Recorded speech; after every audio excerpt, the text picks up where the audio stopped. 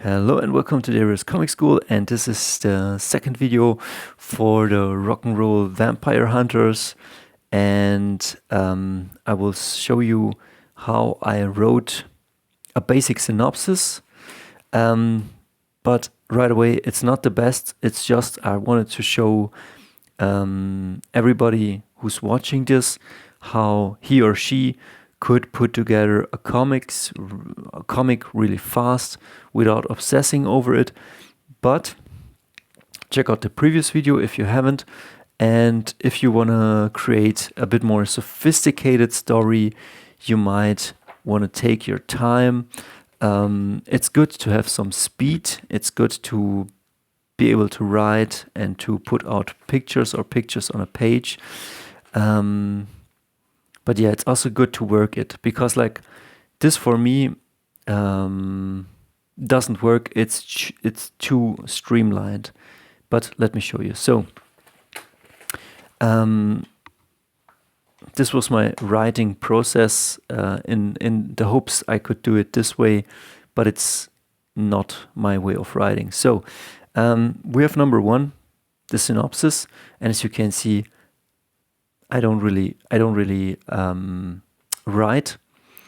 I do it differently. I mean, I could have written down what the story is about, but it's not the way I do it. I usually draw up some pictures. I have scenes in my mind. I want a cool car. I want to have a young musician drawing down a road, and then later on some beautiful women musician.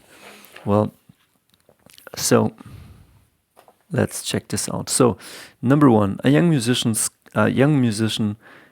comes to town inspired by, my story is inspired by John Mayer, by Near Dark, by El Mariachi, something like that. My mind cooked it up. It's not that I was intentionally doing this. It came up with this. And so a young musician, his name is Johnny or Johnny Boy, drives with his red car into a border town to get a gig playing music. So my head or my mind comes up with something from maybe the movies I've seen, from personal experiences, from stuff I consumed, comics or movies or games. So he comes to town, he's looking for a job, he's a musician, maybe he's out of fuel, out of luck, out of money. Already sounds great. These are our first 5 minutes. And then I was watching the mariachi trailer, and it was like he wasn't looking for trouble. And of course, if he wasn't looking for trouble, he will find trouble. But trouble was looking for him. And so I put down here this cactus, so I knew that it would play something like that. There's also a Sean Penn movie, Wrong Turn. I never saw that movie, but it kind of feels like that. He just gets into the wrong place at the wrong time.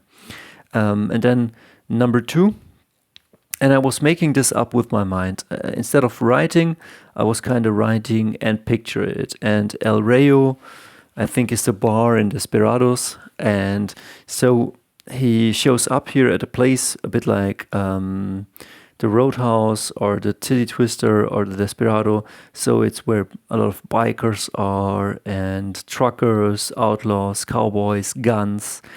And he gets here. Of course, very cliche, because this is not nuanced writing. This is pretty stream of my mind.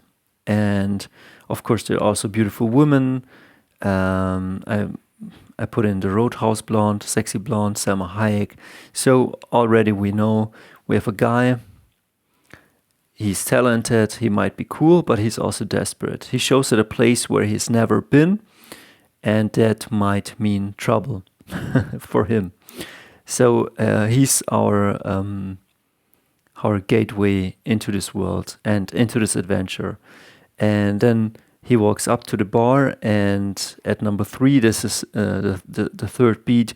Maybe he sees something he likes. Maybe he sees a girl, or maybe he's really only looking for money. Or we learn what he's looking for. Is he looking for money? Is he looking to meet someone? What's this story about, or what's the first level of the story about? And then he enters the bar. This was like my writing. He enters the bar. Another band is playing. We see some guitarist, singer. He enters the bar. He orders a drink. And as you can see, maybe this helps you like create, like just seeing how I do it, how rough it really is, just putting down some scenes. You could take this from movies. I was drawing this from pictures or from my mind, something like this. Then he looks around in the bar. This is everything I can come up with, as you can see, very rough. And then the first beat was, and I was listening to music while I was doing this. I was listening to the Near Dark soundtrack, to Quentin Tarantino's Grindhouse soundtrack, and all of that good stuff. So I was inspired. And Desperado OST, original soundtrack. And so he sees for the first time Brick, and this my mind was coming up with all of these pieces. And for the first time he sees Brick, and Brick is a massive guy, and he will be one of the prime vampire hunters, but they tour as a rock band through the USA or something like this. And he has some scars, visible scars, going through his face. And then a new band, or a Brick and his band, go up. Johnny watches them. As you can see, this is almost like stick figures, not even stick figures, like, I don't know what it is, but for me. And then they start playing like a dark, magical dark... it's called El Bueno El Maco. It's like dark Western music, like some Spanish guitar with some beautiful thing.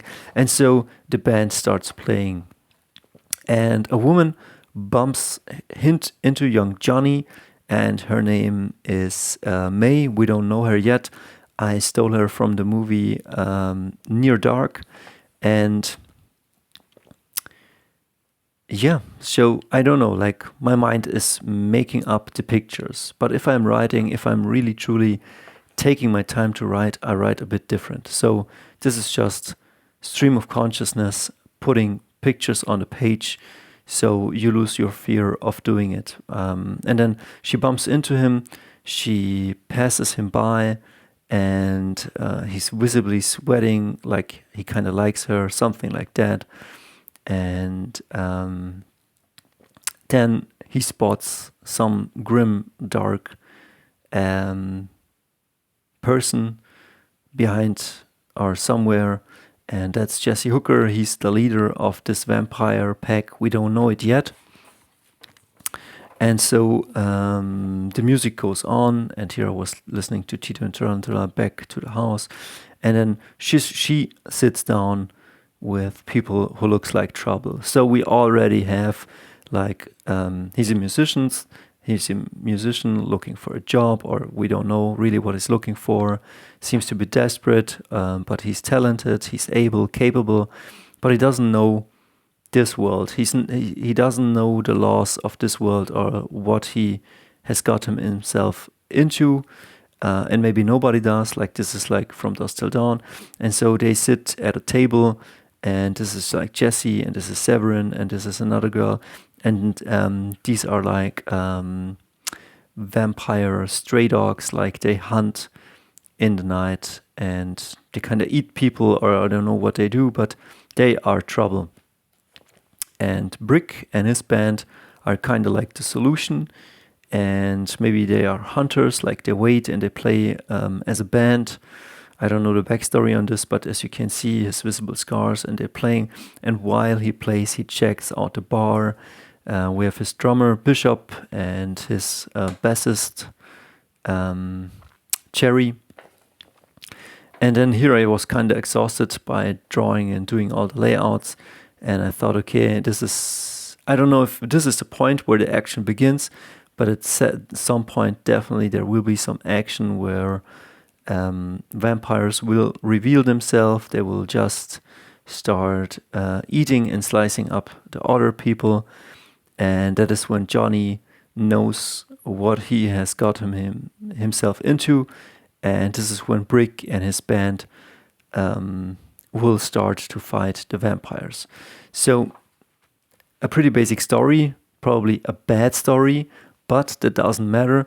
What matters is like that you sometimes start a process of putting down layouts, playing with ideas, changing up things, seeing how you want them to be, and losing your fear of putting together a comic.